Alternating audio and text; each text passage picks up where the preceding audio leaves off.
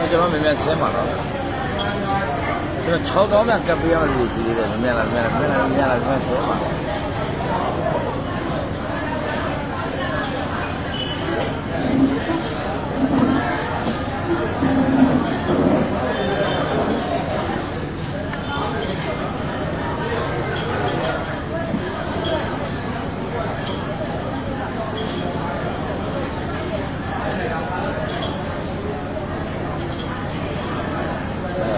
ဟုတ်ကဲ့ပါမမတက်ကြီးအချင်းနေပြီအိတ်တော့ပါရ50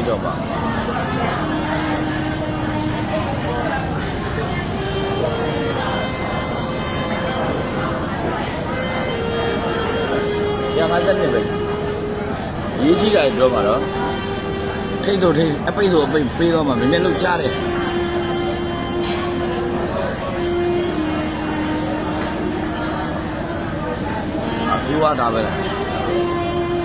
ဒီဝါတာပဲဆိုကျွန်တော်ပြောပြတာနဲ့ live ကိုတန်းဖြတ်လိုက်ပါနော်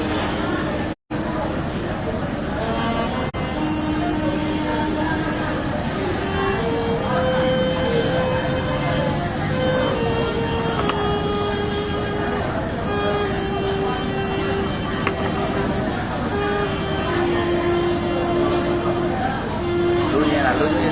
Telegram ကိုကြွား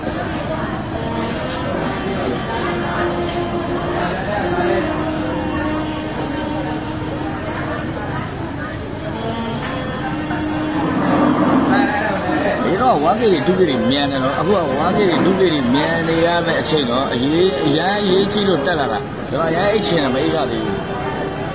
ဘယ်ကတ်သမားတွေတောင်းပေးရတယ်ဒါကကျွန်တော်ချိန်အတိုင်းပြောင်းပေးပါတော့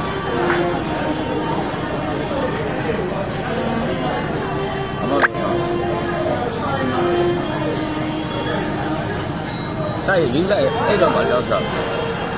ယ်ကဆရာတော်လူငွေပို့လိုက်တယ်ပေါက်စီရအပရာ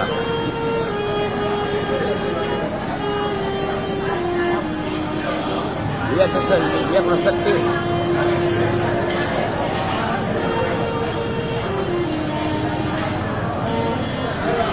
ဒီနောက်လူတွေကမပြောရလဲလာမေးမှာပြောလို့နော်ကျွန်တော်ပြပြမယ်လို့ဆိုဆရာလေးကြီးလို့လူပြပြမယ်3984တိပရိတူ3လုံးတက်တဲ့ဆရာလေးကြီးတို့ကတော့ဆရာလေးကြီးမပြောပရိတူ3လုံးတက်ထိတ်စီး3လုံးခွေအပြီးခွေထိုးရတယ်39က3ထိတ်84က8ထိတ်နဲ့1ရဲ့1ထိတ်ဟုတ်ပြီနော်381အပြီးခွေပြီးထိုးမယ်9ပရိ4ပရိစင်းလို့ရှိတဲ့အတွက်အရန်လွယ်တယ်813တိရဲ့7ပရိ83ရဲ့ထိုးထားရုံပဲโอเค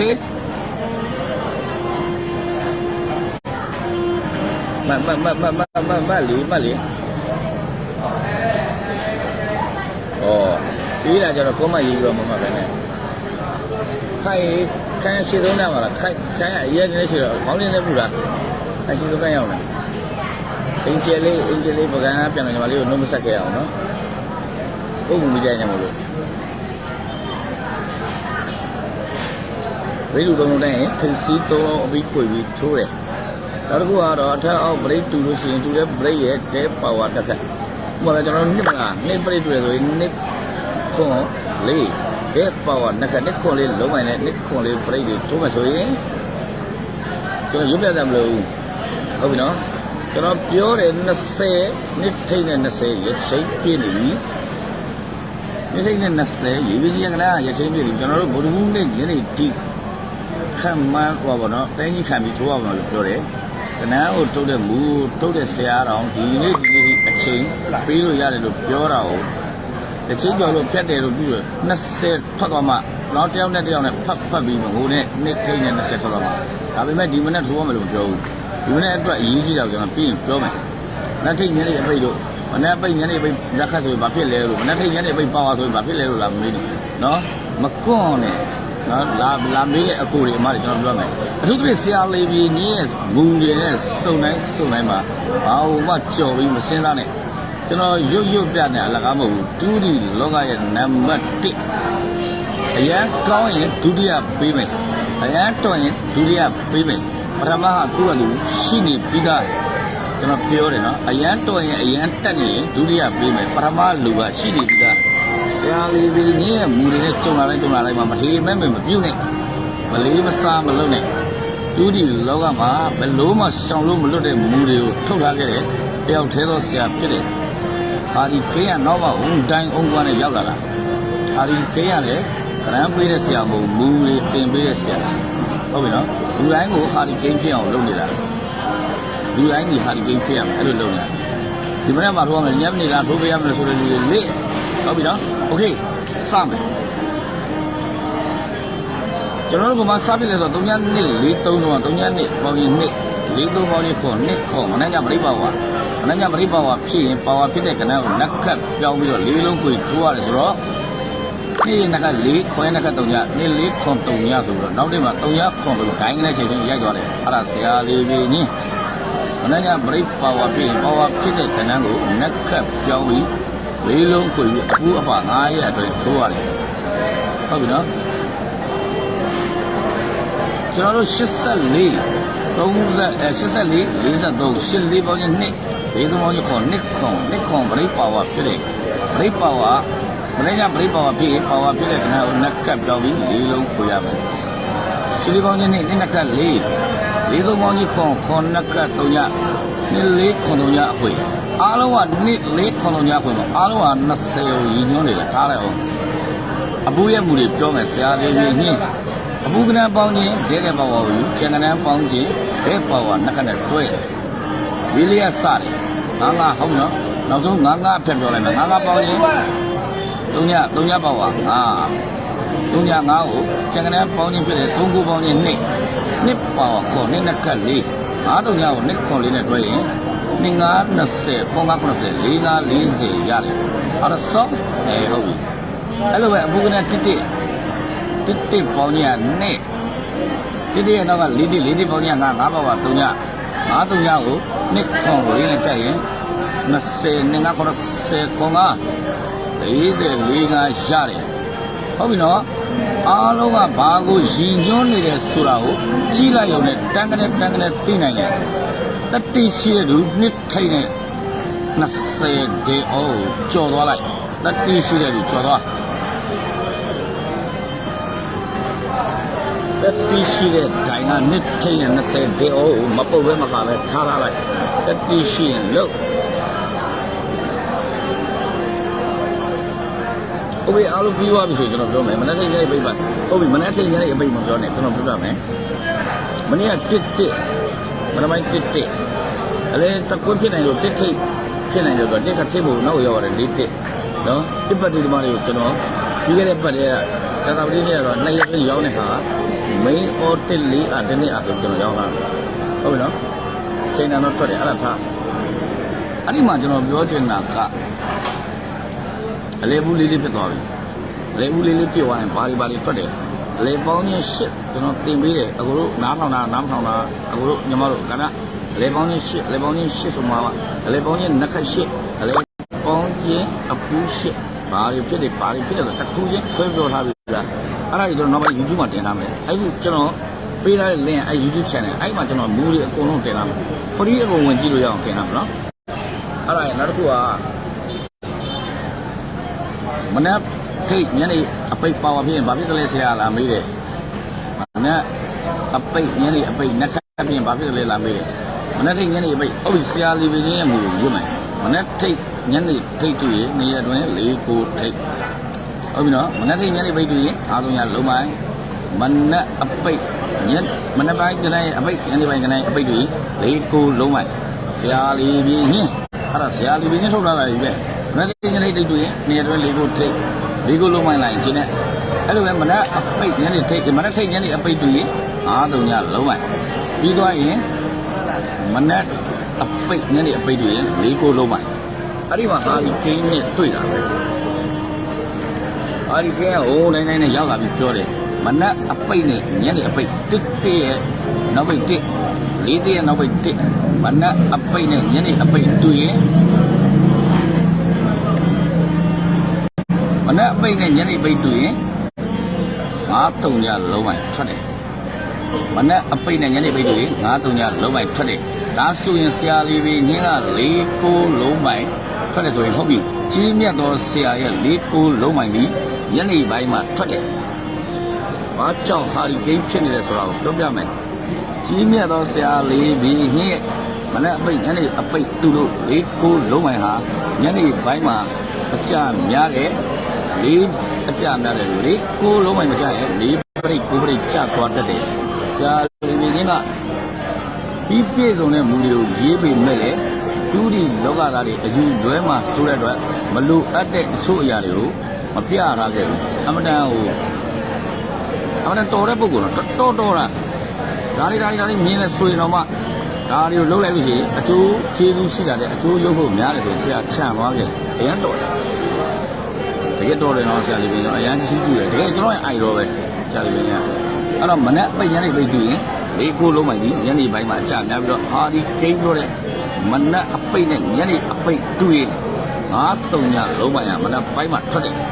အဲ့ဒီမှာထပ်ပြောခဲ့မယ်ဟာဒီကိန်းက3ညကလာရင်ထိရှိရလာပြီ9ကလာရင်နောက်ပိတ်နဲ့လာတယ်ထပ်ပြောမယ်နော်မနက်အပိတ်ညနေအပိတ်တွေ့ရင်မနက်ခင်းမှာ9-3ညလုံးမှထွက်တယ်3ညကထိရှိအနေနဲ့ဒိုင်းနဲ့ထွက်လာပြီးတော့9ကနောက်ပိတ်အနေနဲ့ထွက်တယ်โอเคဟုတ်နော်အဲ့တော့လက်တော်ဖြစ်နေတဲ့ဟာလေးကမူလေးတွေတောင်းသွားဆိုတော့ချိုးရကြတော့ခရင်လာကြည့်ရင်3နှစ်စာလို့9နှစ်စာ no လက်ရှိဖြစ်ပြနေတဲ့အဖြစ်အပျက်ကိုမြင်အောင်ကြည့်ဟိုအတိတ်ကိုသွားမတူးဖို့နဲ့၄ကိုလုံးမိုင်ရနေပြီးတော့၄ကိုလုံးမိုင်ရနေပြီးတော့9-3ညလုံးမိုင်ကြီးချိန်လာတယ်လုံးဝပြောင်းလဲတော့တာမဟုတ်ဘူးပဲနဲ့9-3ညလုံးမိုင်နဲ့၄ကိုလုံးမိုင်က remix လုပ်ပြီးတော့သူ့ဟာနဲ့သူနေရာယူပြီးတော့အလက်ကြတာဝန်ထမ်းဆောင်နေတယ်ကျွန်တော်ပြောသလိုပဲဗနန်းတွေကသူ့လို့တယ်ကျွန်တော်တို့ကကိုလို့ဖို့လုံးမယ်အဲ့ဒါကိုစတားလို့ငါပြားလို့ဆရာလို့သမားလို့လုပ်တော့ဟိုကနေ့ဒီကနေ့ကိုနေရာလိုက်ဆက်လို့မရဘူးဟိုကတက်တရားတက်တိုက်လို့မရဘူးโอเคကျွန်တော်ကအကောင်းဆုံးမြင်ထားတဲ့ဟာကိုအကြံဉာဏ်ပေးတာမနက်အပိတ်နဲ့ညနေအပိတ်တူရင်ဒီကိုလုံးမိုင်လာဆရာလေးတွေချင်းညနေပိုင်းအကြများတယ်ဒီပိတ်ကုပရိတွေမှာခုန8-3တက်တရား8-1အား3-1အားပြောကြမလို့6-6တွေပဲခေါ်တယ်သူကနာလေအပူးမှုတွေထဲမှာပါတယ်အဲ6-6တွေ6-1တရား6သမားတွေ6ပါနဲ့ထွက်မလဲလို့မင်းနေတာအပူးကနဲ့6-6ကိုရောင်လုံးမမလို့နဲ့7ပလိတ်ပဲခါထွက်တော့အဲ့ဒါသူတို့ကိစ္စကျွန်တော်တို့နဲ့မဆိုင်ဘူးခေါ်ရင်ပေါက်ဖို့ကကျွန်တော်တော့ပဲနောက်တစ်ခုအာဒီဂိမ်းပြောတယ်မနက်အပိတ်နဲ့ညနေအပိတ်တွေ့ရနောက်တစ်ရက်မှာ9-3ညလုံးမိုင်လာတယ်မနက်ခင်းမှလာတယ်မနက်ခင်းမှလာတဲ့9-3ညလုံးမိုင်က3ညထိတ်နေလာပြီးတော့9ကအပိတ်နဲ့လာတယ်အဲ့ဒါဆရာကြီးတို့ပြောတာထိုးသားတွေတော့ကတော့ထိတ်ပိတ်9-3ညလုံးမိုင်ဆင်းမယ်ဆရာလေးကြီး၄ကိုလုံးမိုင်ဆင်းမယ်အာဒီဂိမ်းပြောတဲ့9-3ညလုံးမိုင်မနေ့ပိုင်းဆင်းမယ်အထူးပဲ9-3ညလုံးမိုင်မဆင်းရင်9-3ညပြိဆင်းချလာလိမ့်မယ်၄ကိုလုံးမိုင်မဆင်းရင်၄ကိုပြိဆင်းလာလိမ့်မယ်ဟုတ်ပြီနော်အဲ့တော့ကျွန်တော်ဒီဘယ်မူကိုပဲကြုံလာဆရာလေးပြီးကျွန်တော်ရဲ့အကျင့်ကျွန်တော်ညီကောင်မောင်တို့ကျွန်တော်မြင်နေပြောတယ်ဆရာလေးပြီးညရဲ့မူတွေနဲ့ကြုံလာတိုင်းမှာဘာကိုမှဟိုတည်းကတော့ဘီနက်ကိုလည်းပြောလိုက်တယ်ဒီရန်တော်တယ်ဘီနက်အရန်တော်တယ်အောင်စူးစိုက်မှုရန်ကောင်းတယ်ဒီတစ်ခုတတိထားဆရာလေးပြီးရဲ့မူတွေကိုကြုံတိုင်းမှာဆရာမူတွေကိုကြော်မတော်နဲ့နော်ကိုဘာကောင်းလေးညာကောင်းလေးရှင်းပြီးတော့ဆရာလေးပြီးရဲ့မူတွေကိုကြော်မတော်နဲ့နော်တောက်ထုတ်လိုက်လိမ့်မယ်ကလောကလိုရဲ့နံပါတ်1လက်ရှိနေတာမှာဘာလို့တော့ကနန်းပေးတဲ့ဆရာကိုဒိုင်တွေကသိစိတ်မလို့မူတွေတင်နေတဲ့ဆရာကိုအောင်နောက်တယ်လူတိုင်းကိုဟာဒီဂိမ်းဖြစ်အောင်လုပ်နေတယ်လူတိုင်းကိုဆရာသက်ဖြစ်အောင်လုပ်နေတာဖြစ်တဲ့အတွက်အဲ့ဒီကောင်က short ရှိတယ်ကနန်းပေးတဲ့လူကတော့မှန်လည်းမှန်ဘယ်သူမှမညာအချားမြင်ရမလို့မှန်တဲ့နေ့လည်းမှန်တော့မယ်မှန်တဲ့နေ့လည်းမှန်မူကတော့တေးတော့မယ်အကိုတို့အမတို့ကျွန်တော်တို့တေးတော့မယ်အဲ့ဒီမူကမသေးဘူးအများနဲ့မှန်တယ်ဟုတ်ကဲ့နော်အဲ့တော့ကြမှာခဲ့တယ်အကိုတို့မတို့ပထမတည်းကြိုပြောတယ်နော်ဒိုင်လုပ်တဲ့ငွေချင်းတွေလည်းပြောထားပြီးသား4-3-4ရဲ့4-3လုံးတောင်းမှန်ဖြစ်တယ်တောင်းမှန်ဖြစ်တဲ့4ရက်ဂိတ်နောက်က3ကအပိတ်နဲ့4-3ကို4-3ဒဲပြန်ထွက်မယ်ကျွန်တော်ပြောထားပြီးသားဟုတ်ပြီနော်ဒီငါဘရူးထွက်တဲ့4-3လုံးတောင်းမှန်4လုံးဟာတနင်္လာနေ့ညနေမှာ4-3ဒဲထွက်တယ်ဟုတ်ပြီအဲ့ဒါထပ်ပြောခဲ့မယ်နောက်ထပ်ဒ တဲ့အော်တော်ထက်လို့ထွက်လာမယ်တကယ်လို့များဆရာလေးပင်ကြီးကလေးကိုလုံးဝဆိုရင်လေးနဲ့လာမယ်တဲ့အော်ကဘာလဲဆိုတော့ကျွန်တော်မပြောခဲ့တော့ဘူးအားလုံးကြည့်ပြီးသားဖြစ်မယ်လေးနဲ့လာမယ်တဲ့အော်လေးထိတ်နဲ့လာမယ်တဲ့အော်ကဘာလဲဆိုတာကိုကျွန်တော်မပြောခဲ့တော့ဘူးဒီကိန်းရဲ့တောင်းမှန်မှုကိုသိရင်အဆင်ပြေပြီနော်ပရိဒုသုံးလုံးတိုင်းထိတ်စီးသုံးလုံးခွဲပါတယ်ပြောပါတယ်တော့အုံမာရေးအဲ့တော့3984ရဲ့381အခွေဟုတ်ပြီအဲ့ဒါကျွန်တော်ပြောတာပြည့်လို့ဒီဆိုးဟာတွေကခြံကောင်းခြံခဲ့လိမ့်မယ်ကျွန်တော် main all တွေအရေးကြီးတာတွေခြံခဲ့တယ်ဟုတ်ပြီကျွန်တော်ကဟိုမှာကြက်ရောက်တဲ့လူတွေကို main all တွေထုတ်ပေးထားတာဖြစ်တဲ့အတွက်ကြက်မရောင်းနဲ့မဝယ်တဲ့အကိုတို့အမတို့ထပ်ပြောလိုက်မယ်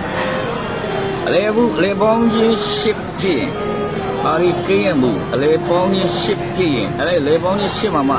အလဲပေါင်းချင်းအဘူးလေးလေးအလဲပေါင်းချင်းအဘူးကိုကြောင့်10ဖြစ်ရင်3853ညအခွေထွက်တယ်ဆရာမမပြောဘူးဘယ်သူမှမသိဘူးခါဒီကိန်းပြောခဲ့တယ်အကုန်လုံးတစ်ခါတည်းတင်တာအကုန်လုံးတစ်ခါတည်းမှတ်အလဲပေါင်းချင်း10ဖြစ်ရင်အဲ့လေပေါင်းချင်း10မှာမှအလဲဘူးလေးလေးအလဲဘူးကိုကြောင့်10ဖြစ်ရင်9ရက်အတွင်းမှာ3853ညအခွေထွက်တယ်တိုင်းနဲ့ထွက်လိုက်မင်းအော်ရင်ရှိတယ်အဲ့မှာဆရာများမြင်အောင်ကြည့်ဟုတ်ပြီနော်အဲ့တော့အားလုံးကိုပြောတင်ပြောလိုက်တာပြောပြီးပြီဖြစ်တဲ့အတွက်တုံများလာရင်ထိတ်9လာရင်ပိတ်ဆိုလို့နဲ့သူ့ဟာသူဘယ်နေရာလာကျွန်တော်တို့လည်းမဟုတ်ဘူးတုံများနဲ့ငါထွက်လိုက်ရင်ပေါ့ဖို့လို့လေအဲ့ဒါဆိုပြောခဲ့ပါတော့ဟုတ်ပြီတခါတည်းပြောခဲ့လိုက်မယ်ဗုဒ္ဓဘူးနေ့မှာဒီဗုဒ္ဓဘူးနေ့မှာ3နဲ့9ဟာလုံးမိုင်ကြကြမကြရင်3ပရိတ်9ပရိတ်ကြလာလိမ့်မယ်3လုံးမိုင်ကြကြမကြရင်9လုံးမိုင်ကြမယ်3လုံးမိုင်9လုံးမိုင်မကြရင်3ပရိတ်9ပရိတ်ကြလာမယ်ဆိုရင်ခုန3ညာ9တွေ4 9တွေနဲ့ကိုယ့်ဟာကိုဇရာကတ်ပြီးတော့အလုပ်လုပ်လို့ရပြီဟုတ်ပြီအားလုံးပဲကျေးဇူးတင်ပါတယ်နော် 1.9k ကျေးဇူးအများကြီးတင်တယ်နော်ကျွန်တော်အခုပေးထားတဲ့ YouTube channel လေးကိုဝင်ပြီးတော့ခေါင်းလောင်းလေးကိုတောင်းဆိုနေပြီးတော့ subscribe လုပ်ပါကျွန်တော်တော့ဒီ YouTube နဲ့ကြာနေလို့ဗီဒီယိုတွေရိုက်မတင်သေးတာပြီးရင်တင်မယ်နော်စိတ်ကြည့်မှုတွေ stress အများများတယ်ကြောက်ဒီစတော့ဒီစပြီးတော့ဇက်တိုက်ပေါ့နော်ဘာရပါစမမရရင်တော့မှကျွန်တော်ရှိတဲ့စီးတွေနဲ့အကုန်တော့ရတယ်နော်တူကေအခုလိုအားလုံးမင်္ဂလာပါဗျာကျေးဇူးတင်ပါတယ်ခင်ဗျကျွန်တော်အဲ့ဒါ like လေးသိမ့်မယ်နော်ကျွန်တော်ကက်ကလေးတွေပို့ရမှာမဟုတ်လို့ပါ